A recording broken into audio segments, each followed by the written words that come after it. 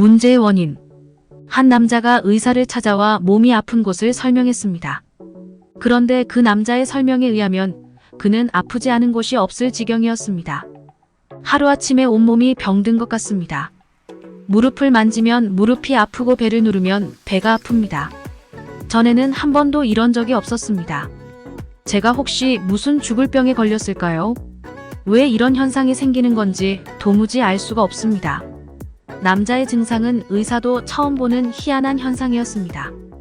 의사는 일단 남자가 아프다고 말한 부위마다 엑스레이를 찍었습니다. 그리고 잠시 뒤 남자를 다시 진찰실로 불렀습니다. 몸에는 아무런 이상이 없습니다. 그런데 왜 만지는 곳마다 아픈지는 알 것 같습니다. 어떻게 그런 일이 가능하냐는 남자의 말에 의사가 말했습니다. 딱 한 군데, 바로 손가락에 이상이 있습니다. 손가락이 부러져서 만지는 곳마다 아팠던 겁니다. 다친 손가락이 몸에 닿는 곳마다 아프다고 느끼듯이 우리의 신앙이 바르지 못할 때 인생의 모든 것이 잘못된 것처럼 느껴질 수 있습니다. 먼저 내 마음과 내 신앙, 내 삶의 태도에 문제가 있는지 점검하십시오. 문제가 있을 때 자신의 잘못을 인정하고 하나님께 나아가 새 힘을 얻는 믿음의 결단에 대해 생각해 보겠습니다. 오늘의 말씀 갈라디아서 6장 1절 찬송가 259장 411장. 형제들아, 사람이 만일 무슨 범죄한 일이 드러나거든 신령한 너희는 온유한 심령으로 그러한 자를 바로잡고 너 자신을 살펴보아 너도 시험을 받을까 두려워하라. 어떤 문제가 생기면 많은 사람들이 외부에서 문제의 원인을 찾습니다.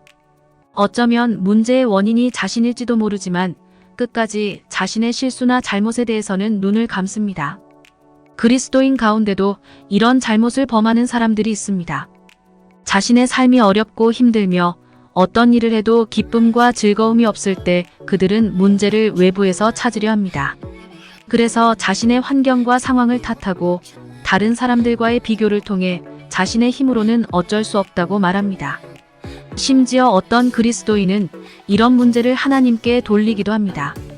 하나님께서 자신을 사랑하지 않으시거나 버리신 것처럼 생각하며 하나님께서 도와주시지 않기 때문에 자신이 실수한 것이라고 주장하는 것입니다. 하지만 문제의 원인은 대부분 자신에게 있습니다. 삶에서 기쁨과 감사가 사라지고 좌절과 낙심만 남았다면 자신을 점검해 보십시오. 하나님과의 교제가 끊어지고 하나님을 만나지 않고 살았다는 사실을 발견하게 될 것입니다.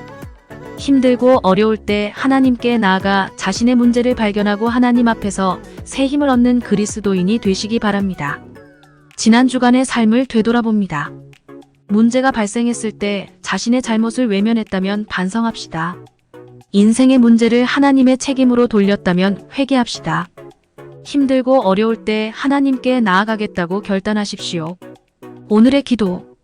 주님, 문제 앞에서 자신의 잘못을 외면하지 않게 하옵소서. 하나님께 나아가 문제를 해결하고 새 힘을 얻어 살아가게 하옵소서. 예수님의 이름으로 기도합니다. 아멘.